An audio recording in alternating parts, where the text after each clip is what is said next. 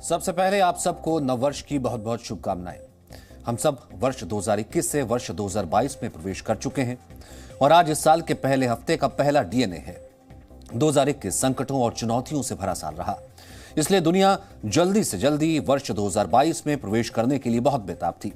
लोगों का उत्साह देखकर ऐसा लगा कि जैसे 31 दिसंबर की रात जैसे ही घड़ी में 12 बजेंगे तो इस एक सेकंड में सब कुछ बदल जाएगा और पूरी दुनिया एकदम नई हो जाएगी। लेकिन आज हम आपको बताएंगे कि भारत की 2022 की शुरुआत कैसी रही। नए साल की शुरुआत से ही चीन ने यह स्पष्ट कर दिया है कि वो लद्दाख को लेकर अपनी विस्तारवादी भूख को शांत नहीं करेगा। चीन के सरकारी मीडिया द्वारा सोशल मीडिया पर एक वीडियो पोस्ट किया गया है जिसमें बताया गया है कि 1 जनवरी को नए साल के मौके पर चीन ने लद्दाख की गलवान घाटी में अपना झंडा फहराया। वैसे तो हमारे देश की विपक्षी पार्टियां भारतीय सेना से सर्जिकल स्ट्राइक और एयर स्ट्राइक के सबूत मांगते हुए नहीं थकती, लेकिन जब चीन ने बिना किसी सबूत के ये वीडियो गलवान घाटी का बताकर सोशल मीडिया पर डाला तो भारत के बड़े बड़े विपक्षी नेताओं ने इसे सच मान लिया और इस पर राजनीति शुरू हो गई। इसलिए आज हम सबसे पहले इसी राजनीति का डीएनए टेस्ट करेंगे और आपको बताएंगे कि गलवान घाटी का कितना इलाका भारत के पास है और कितना चीन के पास, और क्या यह संभव है कि चीन ने अपने इलाके में वीडियो बनाकर सोशल मीडिया पर डाला है। इन सारे सवालों के जवाब आज हम आपको देंगे, लेकिन सबसे पहले आपको इस पूरी खबर के बारे में बताते हैं। यह विवाद इस वीडियो से शुरू हुआ जिसमें चीन की पीपल्स लिबरेशन आर्मी के जवान किसी पहाड़ी इलाके में अपने देश का झंडा फहरा रहे हैं और चीन का राष्ट्रगान भी गा रहे हैं। यह वीडियो चीन के सरकारी मीडिया द्वारा सोशल मीडिया पर अपलोड किया गया और यह दावा किया गया कि चीन की सेना ने यह झंडा गलवान घाटी में नए साल के मौके पर फहराया है। गलवान घाटी लद्दाख का वही इलाका है जहां 15 जून 2020 को भारतीय सेना और चीन के बीच खूनी झड़प हुई थी जिसमें भारत के 20 जवान शहीद हो गए थे।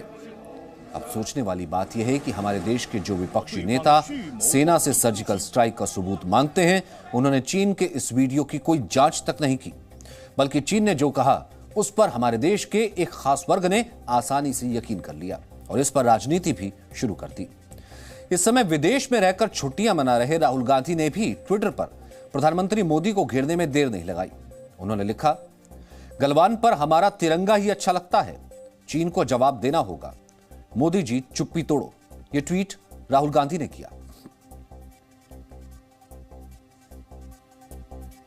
इससे पता चलता है कि राहुल गांधी ने भी चीन के इस वीडियो पर आसानी से विश्वास कर लिया, लेकिन इस वीडियो का सच क्या है, इसके लिए आपको गलवान घाटी के इस इलाके को समझना होगा। दरअसल लद्दाख में स्थित गलवान घाटी कोई 100 मीटर में है।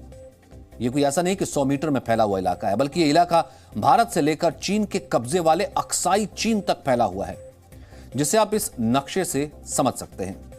और ये जो गलवान आप देख रहे हैं इस मैप में, गलवान एक नदी का नाम है और ये नाम गुलाम रसूल गलवान के नाम पर पड़ा है, जिन्होंने वर्ष 1899 में अंग्रेजी सरकार के लिए इस नदी की कुल लंबाई मापने का काम किया था।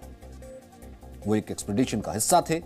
उन्होंने इस नदी को नापने का काम किया और उसके बाद इस नदी का नाम उनके नाम पर गलवान पड़ा। यह नदी लगभग 80 किलोमीटर लंबी है जो अक्साई चीन से निकलती है और एलएसी के पास भारत की श्योक नदी में मिल जाती है। कहने का मतलब यह है कि यह नदी जहां जहां से गुजरती है उस इलाके को गलवान रिवर वैली कहा जाता है।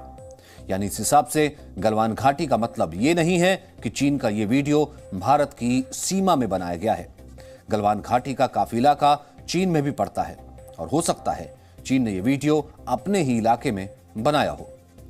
कभी गलवान घाटी का पूरा इलाका भारत के पास हुआ करता था। यह बात वर्ष 1956 की है। उस समय चीन ने माना था कि गलवान घाटी का यह इलाका उसके अधिकार क्षेत्र में नहीं है, लेकिन 1962 का युद्ध आते आते चीन ने भारत को जो नक्शे भेजे उसमें गलवान घाटी के अधिकांश इलाकों को अपना बताया और फिर युद्ध के बाद उसने इन इलाकों पर कब्जा भी कर लिया। यानी अगर चीन ने यह वीडियो अपने कब्जे वाली गलवान घाटी में बनाया है तो वो इलाका जवाहरलाल नेहरू के प्रधानमंत्री रहते हुए चीन ने भारत से छीन लिया था।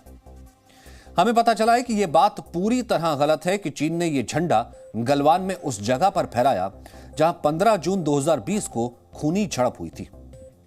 झड़प वाली इसी जगह को आप नक्शे में देख सकते हैं। इस जगह को कहते हैं PP14 यानी कि पेट्रोलिंग पॉइंट 14। यहां से श्योक नदी लगभग 8 किलोमीटर दूर है और इलाका भारत की सीमा में पड़ता है। लेकिन दूसरी तरफ का बाकी इलाका 1962 के युद्ध के बाद से ही चीन के पास है। इसलिए चीन के लिए अपने इलाके में ऐसा वीडियो बनाना कोई बड़ी बात नहीं है और वो पहले भी ऐसा कर चुका है। उदाहरण के लिए अक्टूबर 2021 में चीन ने एक वीडियो गलवान घाटी का बताते हुए जारी कर दिया था, जिसमें चीन के सैनिक गलवान हिंसा में मारे गए अपने जवानों को श्रद्धांजलि दे रहे थे। आप ध्यान से देखेंगे तो आपको पता चलेगा कि मौजूदा वीडियो और पुराना वीडियो दोनों एक ही लोकेशन पर बनाए गए हैं। इससे स्पष्ट हो जाता है कि वीडियो भारत की सीमा के अंदर नहीं बना।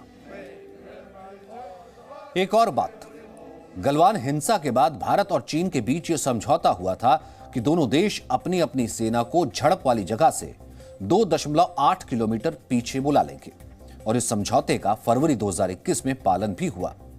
इसलिए यह बात पूरी तरह गलत है कि चीन की PLA ने भारत की सीमा में घुसकर यह वीडियो रिकॉर्ड किया। सच्चाई यह है कि यह वीडियो चीन का एक प्रोपेगेंडा है, जिससे वो भारत को उकसाकर उस पर दबाव बनाना चाहता है और हमारे देश के विपक्षी नेता इस काम में उसकी मदद करते हैं। यह बात हम इसलिए भी कह रहे हैं कि 1 जनवरी को LAC के पास वाले गलवान इलाके में भारी बर्फबारी हुई थी, लेकिन चीन द्वारा जारी किए गए इस वीडियो में कहीं भी बर्फबारी के निशान नहीं है और ना ही उसके सैनिक बर्फ के दौरान पहने जाने वाली यूनिफॉर्म में हैं। गलवान घाटी का इलाका समुद्र तल से 14 से 16,000 फीट की ऊंचाई पर है, लेकिन यहां चीन के सैनिक गर्म कपड़ों और दूसरे जरूरी सामान के साथ नजर नहीं आते। जबकि इसी दिन जब लद्दाख में दूसरी चौकियों के पास LAC पर भारत और चीन के सैनिक नए साल पर मिठाइयां एक दूसरे को देते हैं, तो वो गर्म मास्क दूसरी यूनिफॉर्म में दिखाई देते हैं। इससे इस बात की भी आशंका है कि चीन ने जो वीडियो नए साल के पहले दिन का बताया है, वो असल में अक्टूबर-नवंबर महीने का हो सकता है। यहां जो बात आपको समझनी है वो ये कि चीन चाहे इस तरह के प्रोपेगेंडा वीडियो जारी करे या कोई फेक न्यूज फैलाए, चीन की सरकार से उसके देश में कोई सवाल पूछने वाला नहीं है। लेकिन भारत में ऐसा नहीं है। भारत में चीन द्वारा फैलाई जाने वाली फेक न्यूज को राजनीति के टूल के तौर पर इस्तेमाल किया जाता है और विपक्षी पार्टियां मोदी विरोध के चक्कर में राष्ट्रहित से जुड़े मुद्दों की गंभीरता को भी भूल जाती हैं और इस मामले में ऐसा ही हुआ। यह वीडियो तो चीन के किसी इलाके का हो सकता है कि यह पुराना वीडियो हो, लेकिन हमारे देश में इसके सहारे राजनीति हो रही है और ये राजनीति सेना के मनोबल को कमजोर करने वाली है। Presenting B News app available on Google Play and App Store. Download it now.